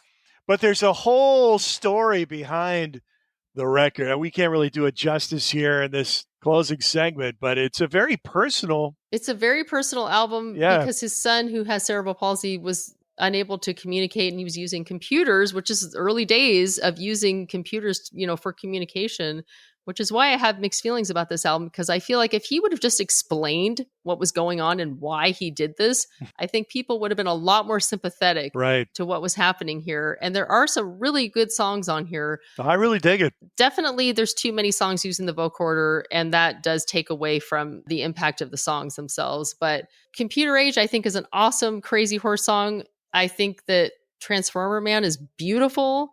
Those are the two I think that are fine with the vocoder, and I think that it justifies it. But I like a lot of the electro stuff, but the two songs that are more straightforward are I can't remember the name of the first song. A Thing Called Love that sounds like it could be on Harvest Moon. It sounds just like Harvest Moon. Yeah. And then Inca is Like an Inca is kind of a lightweight Cortez the Killer, you know. Yeah. Mm-hmm. Those two songs were recorded in Hawaii under totally different circumstances. And then the rest of the album he recorded with Crazy Horse, but then put on all this synthesizer. Honestly, to me, I got a similar vibe to ELO's Time album from the year before, which I really like a lot. I mean, that was one of my favorite albums for 81. But I think Time is actually more cutting edge, because they're actually using more current day sounds, where Trans is just using computerized synthetic sounds, but in Neil Young's own world, which didn't really take into account what was happening musically. So it's very strange. I do want people to go listen to it, though, because I do think that I agree with you, Matt, that it does deserve reassessment. And Mike, what did you say about this album? I said I had it. He said, well, I did buy it when it came out. Like, that's pretty much all he has to say about it. I wanted to ask Mike, too. I mean, were you a big Neil Young fan at the time? And what would have been your reaction to hearing this the first time? Was Neil Young and the Shocking Pinks or Trans? Which was first? Trans was first. Then Trans was my first Neil Young album. Oh. Okay. I kind of knew, his other stuff, but I didn't have any albums. And then I got Neil Young and the Shocking Pinks, which is in itself really weird. What a weird period. He had several weird albums around this time. That's why Geffen sued him, because Everybody's Rockin' came out after this, and he wasn't commercially viable, basically, and he was putting out albums that weren't like his old catalog.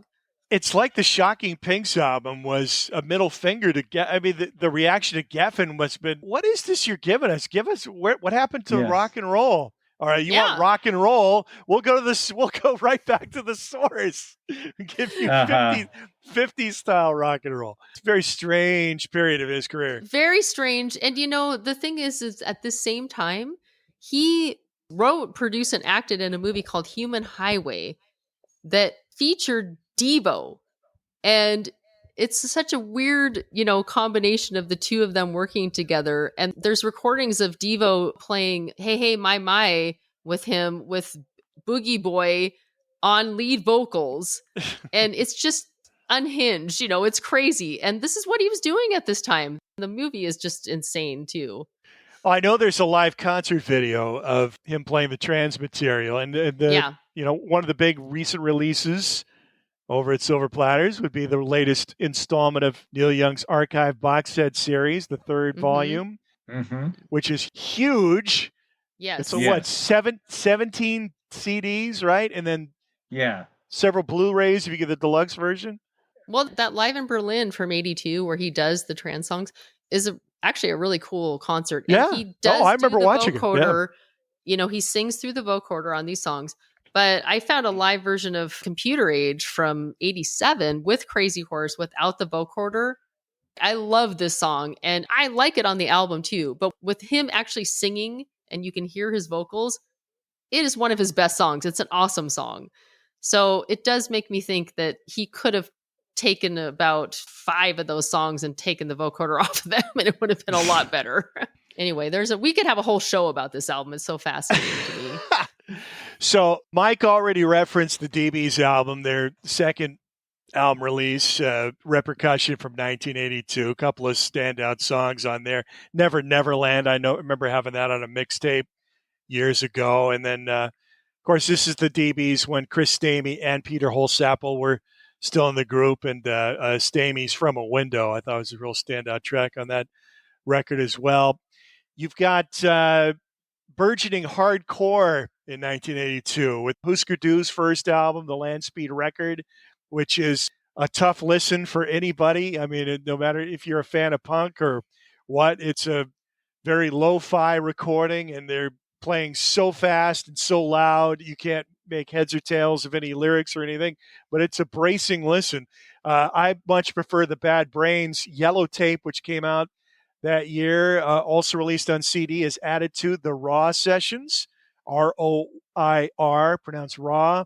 This is some of the greatest punk rock ever recorded. You've got Sailin' On, you've got The Big Takeover, which, of course, lent its name to Jack Rabbit's wonderful semi-annual magazine, which I've bought regularly for decades. And then, of course, after a few punk songs blow your head off, all of a sudden you get reggae music. Yeah, that is a very cool unusual album. group. Mhm. But Sailin' On is one of the all-time great. If there's a harder rock recording, I don't know. What else we got here? Albums-wise, we already talked about Diver Down when we picked Dancing in the Street. I thought, you take a couple of the covers off of there, put in a couple of more decent originals, and that's up there with their greatest records. It's an underrated album, in my opinion. Marshall Crenshaw's solo debut comes in 1982. I had an inkling that might be high on Mike's list, but we haven't heard him reference Marshall. Are you a Marshall Crenshaw fan, Mike? Or? Yes, although it doesn't make it into even the top 10 or 15 albums of that year for me. But I would say Cynical Girl was a song I was batting around for the playlist. I just absolutely love that. Of course, Someday, Some Way was his hit song off that record, his only hit on the U.S. charts. Classic power pop song. Steel Pulse, True Democracy. Now, here's a band I would have listened to a lot in college. It's a British reggae group. Really good albums. And I hadn't listened to this probably since the early 90s. The last time I ever spun that. It still holds up really well. Very good album. Survivor, Eye of the Tiger. Now, Eye of the Tiger, the single, was one of the big global hits of the year and didn't make it as our global choice. Certainly an iconic song for our generation, no question about it. Certainly worthy of being on the playlist. Didn't quite. Also, another soundtrack song from Rocky. Yes, from Rocky 3. And if you listen to the album sounds good. It's a well-recorded album. And Mike Klink, who went on to produce Guns N' Roses' Appetite for Destruction, is one of the engineers.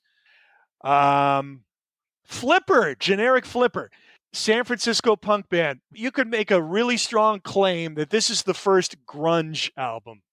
I mean, this is the sound of Seattle circa 88, 89 dingy clubs before it went overground.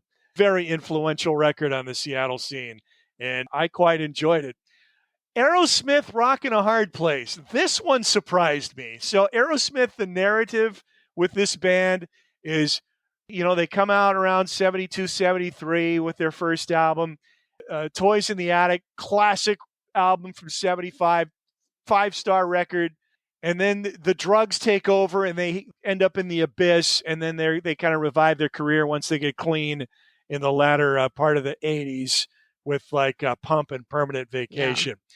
So this album comes out pretty much when they're at their nadir as far as drug use is concerned. Joe Perry is no longer in the group. He's split off and done the Joe Perry project. They get a new guitarist in there. So you're thinking this is probably the barrel scrapings for Aerosmith. I don't think this band has ever put out a bad record, because this is not a bad record.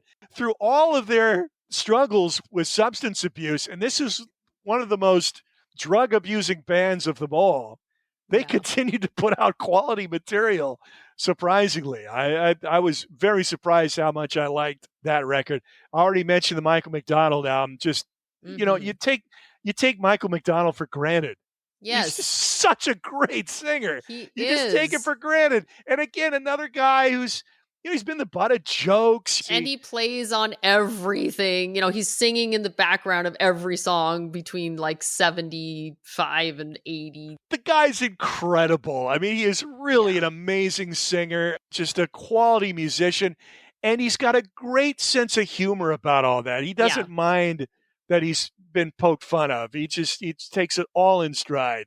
Just quality guy. And you back him up with the Toto guys, and you've got a really quality recording that sounds great. I already mentioned Rush Signals is my favorite album of theirs. I know I'm in the minority there. This is when they're really getting heavier into keyboard sounds, but I like this record start to finish. Love Neil Peart's drum roll on The Weapon, one of the great drum rolls in a rock and roll song. New World Man was actually a top 40 hit off this album. It's their most pop rock album that they did. Those two singles are great. Yes, and I absolutely love that album.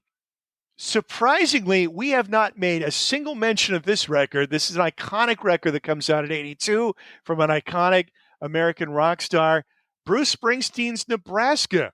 It's a great album. There's a whole story behind it. It's a demo quality recording. It was recorded essentially on a boombox in his house on a cassette tape and mastered off of that, so it sounds like garbage. But it's a little too gloomy and downbeat, I think, to be on a playlist for a group gathering, but there's some incredible songs on there, to be sure. He's basically doing the antithesis of what Neil Young is doing at this time. Yeah, I guess you're right. For two classic artists. A guy I'm really coming to appreciate greatly is Ricky Skaggs. So you've got kind of a traditionalist movement in country music right now. Ricky Skaggs, super talented musician from Kentucky, string instrument player and singer. He's got that high, lonesome voice. His albums sound incredible.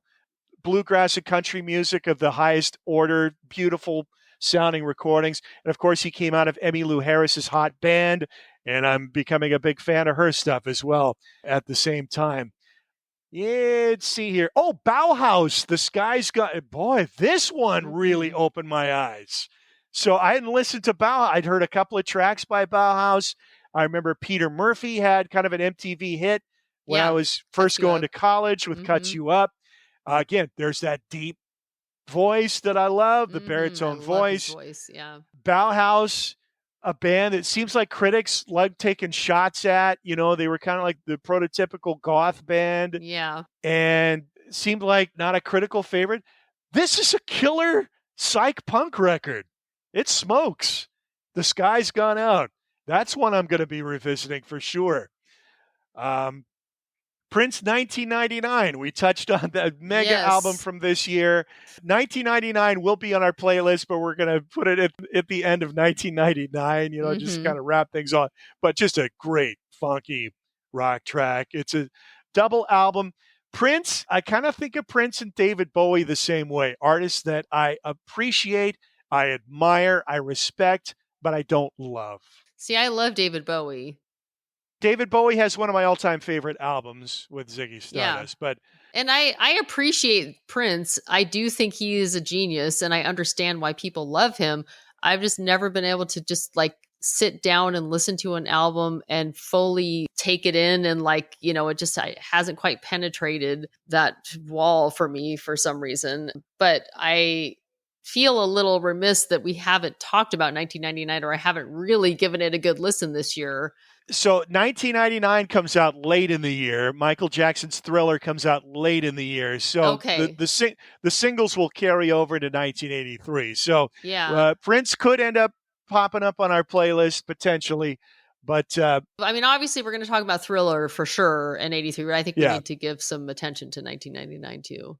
Yes, absolutely. It's a lot. And a lot of the sex songs have not aged particularly well. I will say that. At the time, it was shocking, the lyrical material on that and the couple albums that preceded it. Now, listening back, it just sounds a little grating to these ears. That's just me. I'm sure I'd feel the same way. Yeah. Robin Hitchcock's least loved album, certainly by himself, comes out in 1982. Now, one of my all-time favorite artists.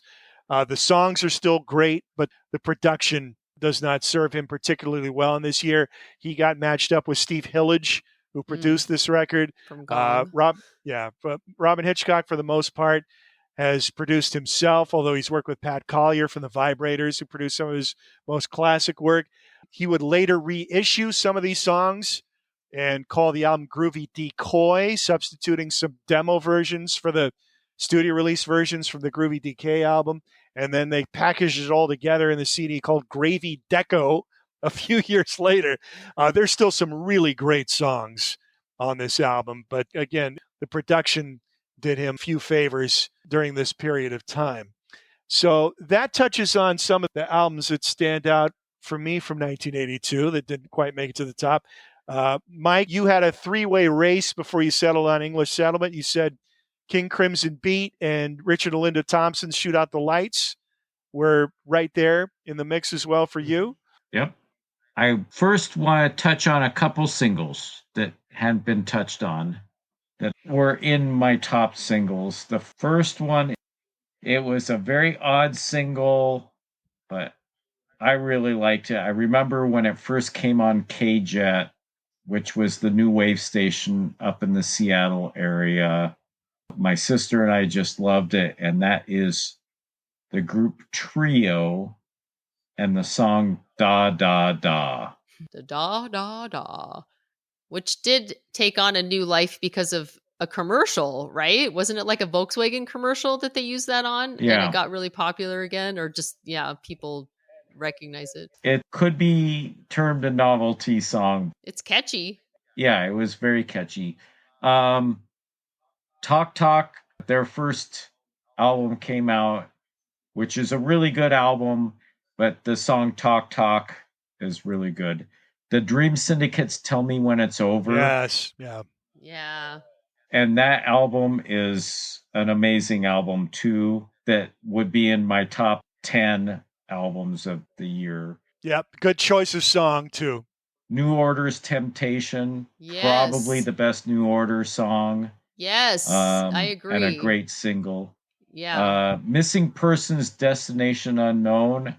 I remember listening to that song over and over and over again. I have Spring Session M around here somewhere. It's disappeared, so I never got around to listening to it for 1982. But I like that song.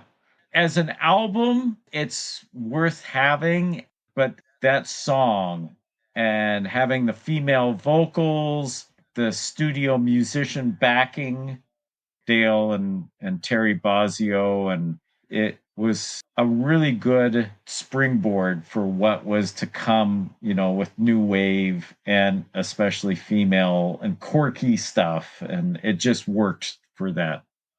REM's Wolves Later, Chronic Town. I mean, not Wolves Later. Wolves Lower. Lower. Again, great song choice there. That would be my pick off that record, and we've pretty much overlooked that release. That's certainly I'm waiting a playlist for REM though, because in '83 my favorite album comes out. Yeah, so. yeah. But Wolves Lower is one of their best. Yeah, and then Aldo Nova's Fantasy. Oh, okay. Is Yes.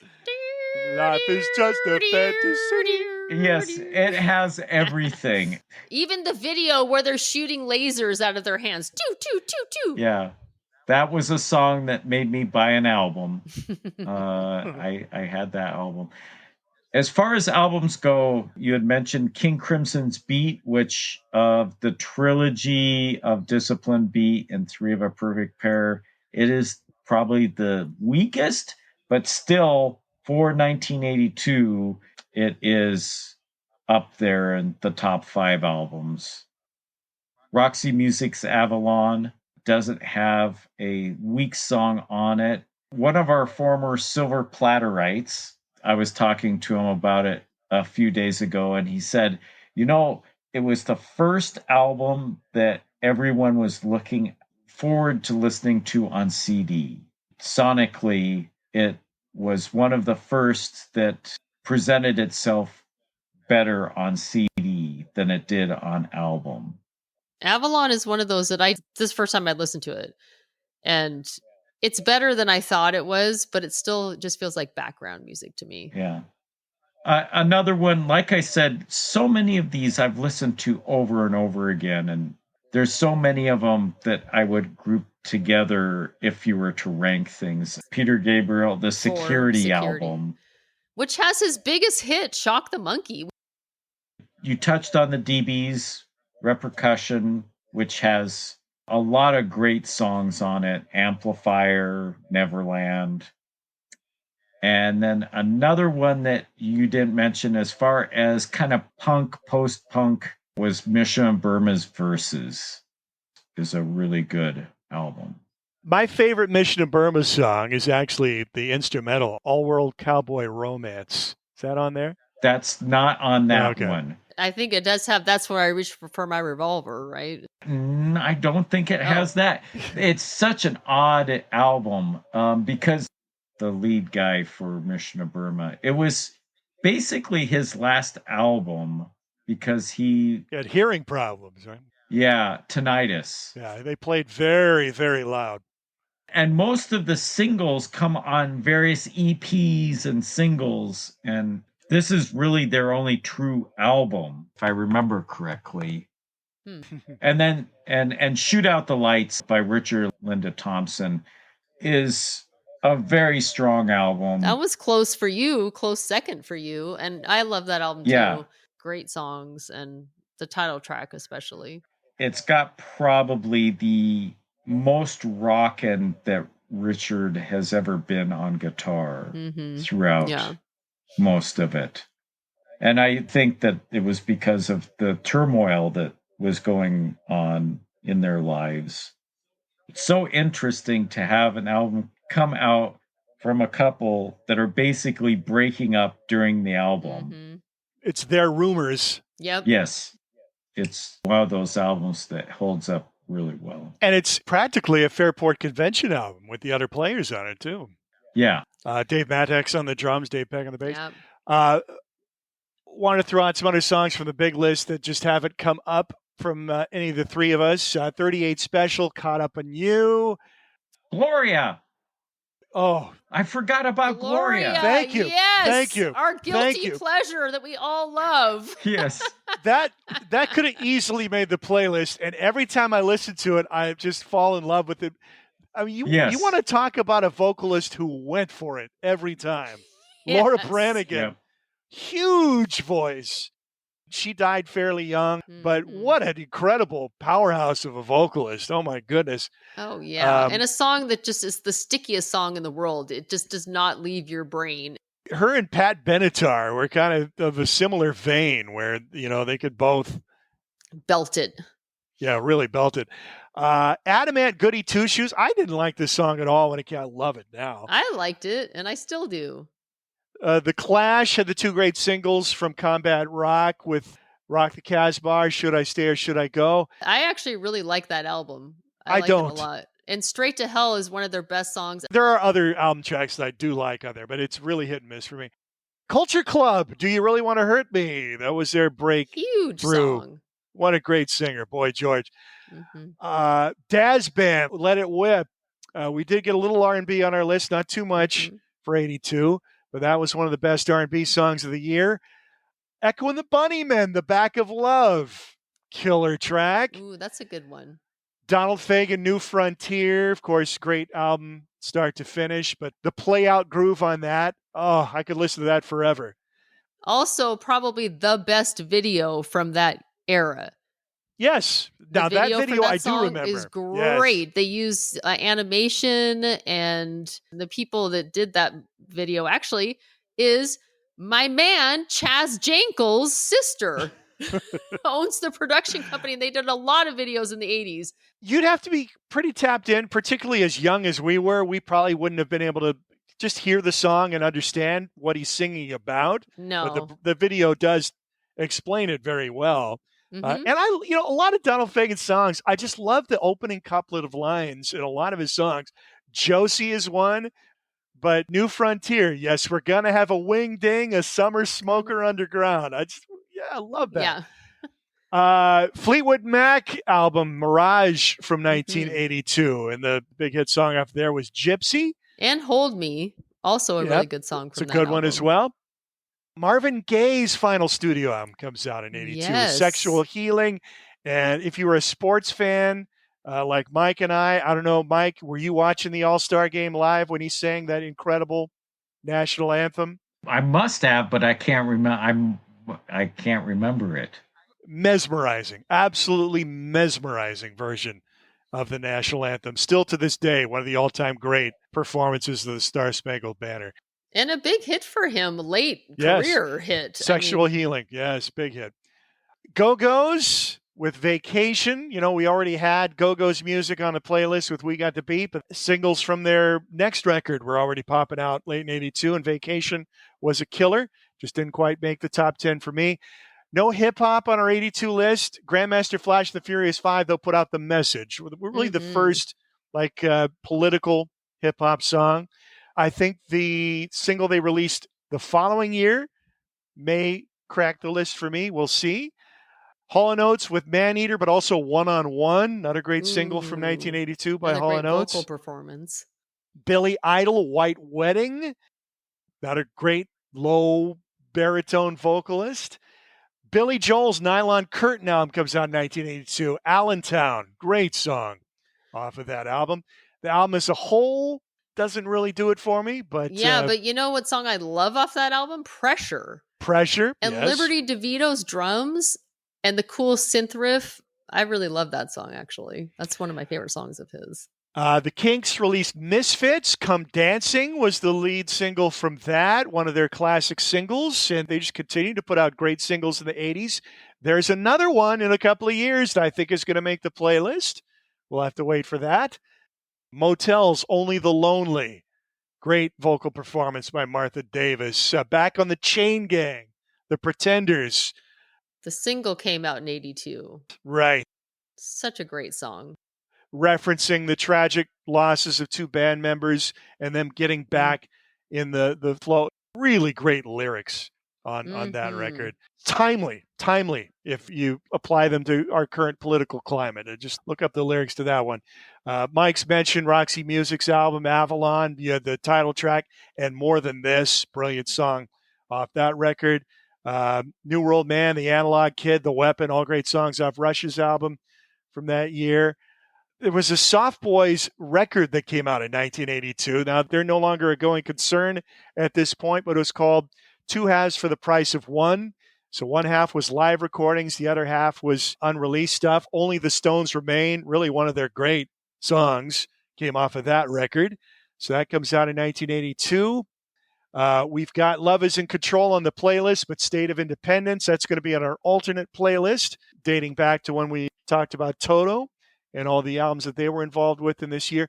George Thorogood and the Destroyers' first music comes out in 82. Bad to the Bone, classic blues rock track. And then last but not least, Dionne Warwick released an album this year. Barry Gibb song Heartbreaker was a big hit for her. Great song. So that's just some of the stuff that I had that didn't quite. I have a few more stragglers because I just found another list.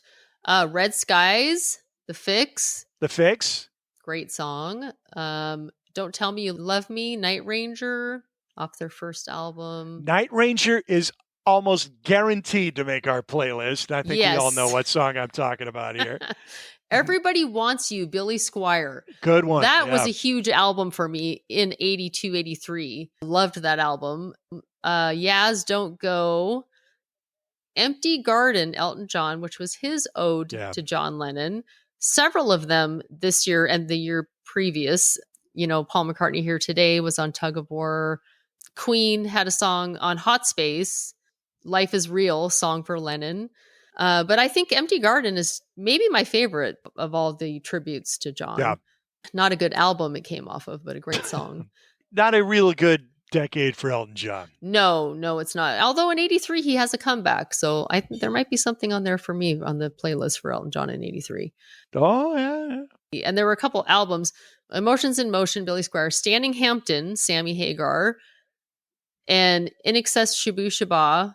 Loved all those albums at the time. And also Lionel Richie's first solo album came out. I listened to that record. It's really good. It's a good album, and I was into it at the time. I was still kind of my holdover of Neil Diamond, John Denver fan from the 70s. So I was listening to that softer music still. I guess that's it. Something is telling me not to let go of 1982 yet, but I think it's time. I think it's time to move on. So before we finally let go, just a quick peek ahead to 1983. Some of the things that we'll certainly be talking about. Michael Jackson, obviously.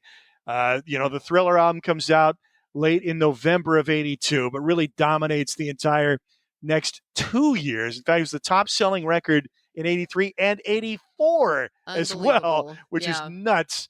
So the first single was the duet with Paul McCartney, The Girl Is Mine. But the really killer singles all come out in 1983. And one or two of those is bound to make it onto our playlist for that year.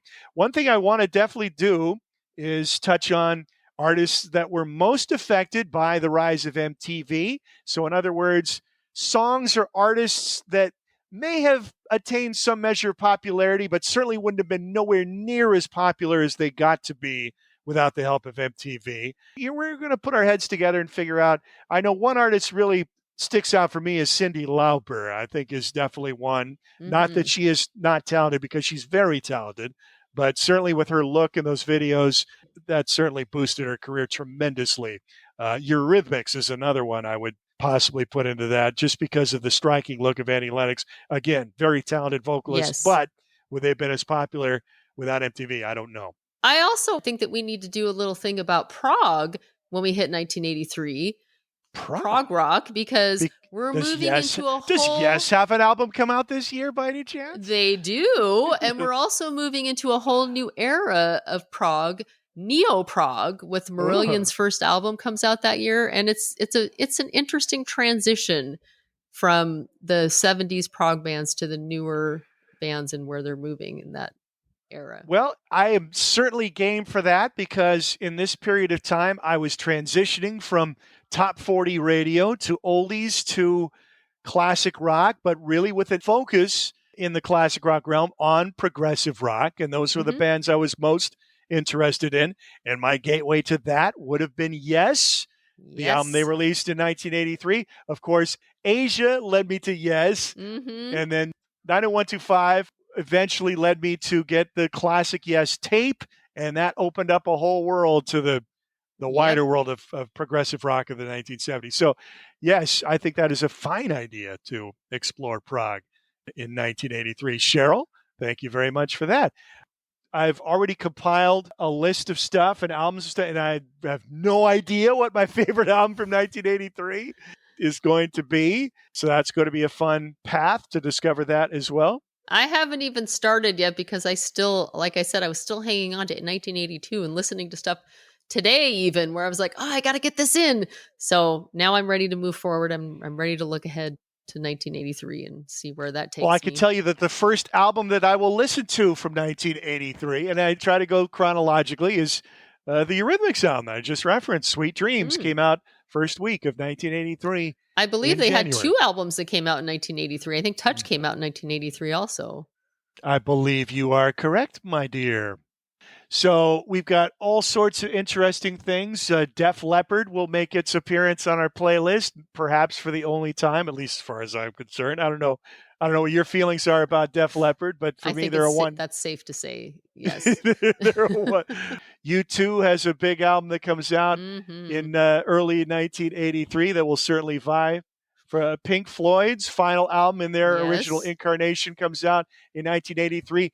ZZ Top, talk about a band who out of left field capitalizes on MTV and has their biggest hit. That could potentially be an album. And you already referenced REM's Murmur, which is probably in the pole position for an album of the year choice for at least one of the three of us, I would say. Yes. Yep. And that's just the early part of the year. I haven't even gotten halfway through 1983, and we've already got a lot of interesting stuff to look forward to. But until then, our thanks to Mr. Mike Bott. Sheryl Mike, of course, co-own the Silver Platters chain of record stores up the Puget Sound area.